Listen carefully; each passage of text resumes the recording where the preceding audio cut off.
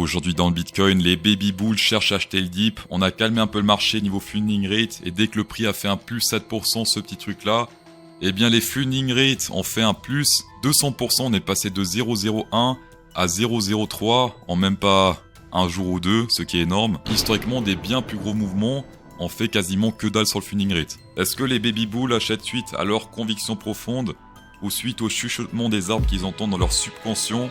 It's the natural selection. On verra plus tard dans la vidéo ce que cela peut signifier pour la suite et je vous proposerai également du Bitcoin en weekly, jourly, du on-chain et du Ethereum price et on va checker tout ça dans cette vidéo. Bitcoin en semaine, pourquoi changer un chart qui fonctionne super bien? On est pour l'instant sur la résistance, on s'est fait rejeter à la baisse, donc pour l'instant pas de clôture au-dessus de cette résistance. Une clôture au-dessus, hop, un retest sur les plus ou moins. 70 000 $, 70 300 en semaine, hop, road to 83 391 $. Tant que le risque récompense est intéressant, théoriquement on n'est même pas obligé de retester ce niveau. On peut simplement breakout avec une clôture. Risque récompense, on peut faire un 1,5. Ici on serait sur un 1,55 avec le risque récompense. On a la partie haute qui monte, plus tous les trades qu'on prend ici avec ces breakouts, double win. On fait vite fait sur le jour-lit parce qu'il y a des trucs un peu plus intéressants sur le on-chain selon moi. Les mâts rouges, les mâts 20 correspondent plus ou moins au 0,382 sur le Fibonacci. On peut théoriquement faire aussi le bottom sur cette zone-là. Et dans ce cas, on est encore un peu éloigné du 0,382, ce serait 57 616 $. Et sinon également, personne ne le voit. Mais petit signe de faiblesse sur le RSI. On a pété cette résistance, ou plutôt ce support, ou plutôt les deux, ici à la baisse. Et on voit que pour l'instant, ce truc fait office de résistance. Donc là, ce qu'on peut faire, c'est une sorte de on pète à la baisse, retest et rejet. D'accord? Et en plus, ça fait une sorte de head and shoulders pattern. Sur le RSI, c'est un truc incroyable, c'est assez rare. Les head and shoulders, je suis pas trop fan. Mais tout ce qui est pattern simple, bizarrement, ça fonctionne mieux sur le RSI que sur l'action price. Donc là, pour l'instant, on va faire juste un petit test pour voir. On prend la hauteur, pile la zone du centre, c'est-à-dire 50 sur le RSI. On n'y est pas encore. On va faire un petit tour sur le funding rate parce que je pense que c'est assez important. Sur le court terme, le funding rate, on s'en fout un peu. Pour du plus long terme, c'est plus intéressant, surtout quand c'est très haut. Pour ceux qui se trompent tout le temps, non, le funding rate, c'est pas le nombre de longueurs par rapport au nombre de shorters, c'est le prix futur par rapport au prix spot. Imaginons qu'on est sur un funding rate de 0,01, eh bien le prix futur est 0,001% plus élevé que le prix spot. Si on est négatif, le prix futur est moins cher que le prix spot. Et chaque plateforme a ses propres funding rates. Des fois, c'est un peu plus haut, plus bas. C'est pour ça que je préfère Binance parce que c'est le number one. Ce qu'on peut voir ici, c'est qu'il y a eu pas mal de FOMO futurs dans cette zone. Vu que le funding rate, il a totalement explosé ici. Historiquement ici, même avec des gros pumps. Donc même ces trucs-là, ce qu'on a fait là, le funding rate n'était pas aussi élevé. On a fait des pumps bien plus importants que dans cette zone-là. Ici, on peut voir historiquement qu'il y a des trucs un peu lourds sur le funding rate qui sont en train de se passer. Ça fait très longtemps qu'on n'a plus été élevé comme ça sur le funding rate. Ici, qu'est-ce qui s'est passé? On n'a pas dumpé, mais on a fait une petite pause sur le marché. Ici, c'était l'annonce des ETF Bitcoin. Directement ça dumpé pour calmer un peu les funding rates, ensuite hop on est remonté. Et on est monté avec des trucs vraiment faibles, ici on était sur un 1, 0,01, enfin c'était vraiment que dalle ici les funding rates. Sur Binance c'était ici, les funding étaient vraiment calmes, c'était calme. Et là soudainement bim ça explose et tout de moon. Sur Twitter vous allez souvent entendre oui quand les funding rates se calment c'est plutôt bon. Sauf que ça suffit pas, il faut que ça se calme plus que ça se calme également quand ça remonte. Si on se calme ici en descendant, puis ça s'excite à nouveau quand on remonte un tout petit peu, on risque de faire un truc similaire à là. Historiquement, ce qu'on a fait, on est monté sur le funding rate, on est descendu sur l'action price pour calmer, on remonte, on regarde si ça se calme ou pas. Si le funding rate monte, eh bien on redescend, etc. Et ça fait des ranges, un peu comme ici. Ici, on le voit très bien, ça monte, ça descend, ça monte, ça descend. Légèrement négatif, hop, on monte et directement le funding rate remonte.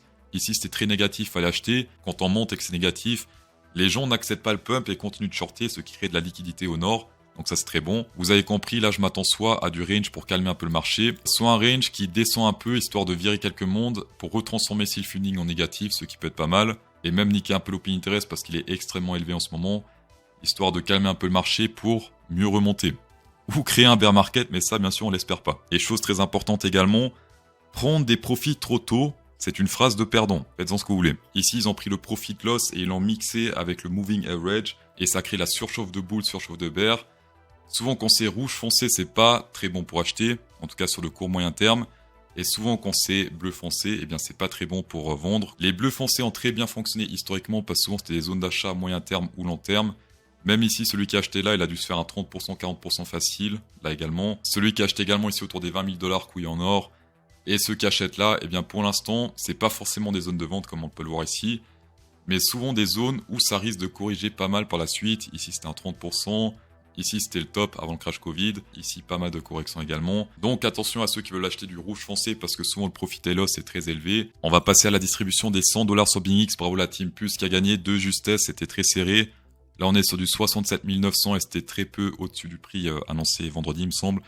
Donc, bravo la Team Plus. Le gagnant se print à l'écran et la question tout le monde se pose. Est-ce que jeudi matin 9h, le prix du Bitcoin Price sera au-dessus des 67 993 ou sous ce prix? Mettez simplement plus ou moins à la fin du commentaire pour gagner comme le gagnant du jour $50 et même 100, on monte à 100 maintenant, $100 sur BingX, tapez dedans, Hit Inside. On peut voir sur la map de liquidation qu'il y a quand même pas mal de shorters jusqu'à environ 75 000 $.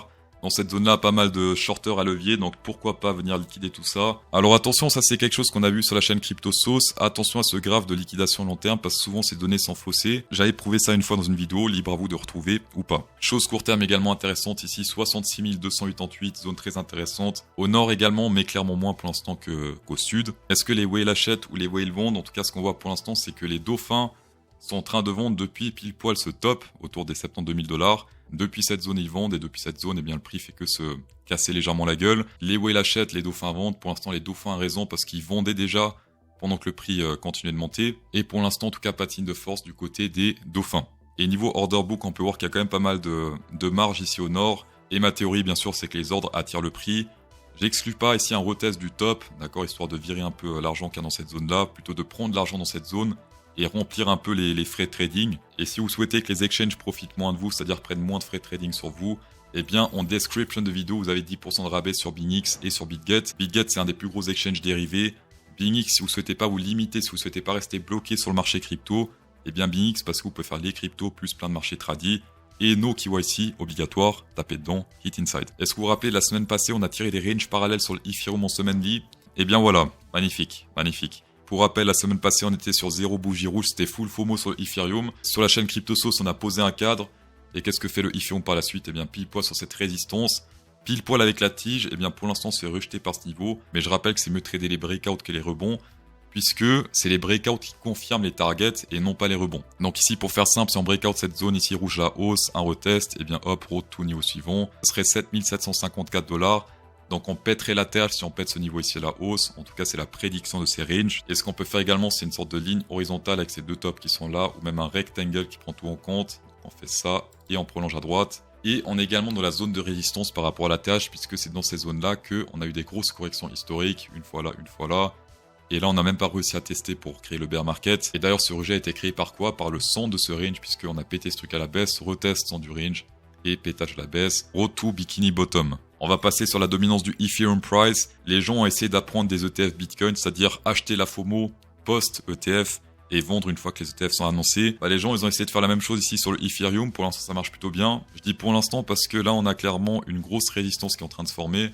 Si on prolonge ça et qu'on pète ce truc à la baisse, ça va faire une très grosse résistance qui va être très compliquée à péter à la hausse. En plus de ça, en semaine lit, on a testé cette grosse résistance historique qui datait de 2020. On s'est toujours fait rejeter ici à la baisse de pas mal de pourcentages.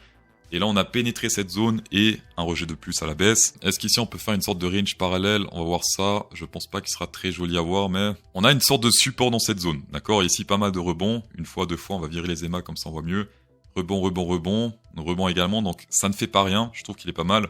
Et si on fait la même chose, donc ici, on peut créer une target si on pète ce truc à la baisse. On prend la hauteur de ce range et on met ça sur le breakout. Et ça créerait une target ici autour des 13,88% si on pète ce truc à la baisse avec une clôture. Et non pas avec des tiges comme dans cette zone-là. Et je rappelle que le Ethereum reflète un peu les altcoins. Si la dominance du Ethereum baisse, en général, c'est pas très bien pour les alt season. Dans tous les cas, merci d'avoir checké cette vidéo, c'est toujours un plaisir. Insérez un pouce bleu dans cette vidéo pour incrémenter encore plus le plaisir. Et bonne soirée.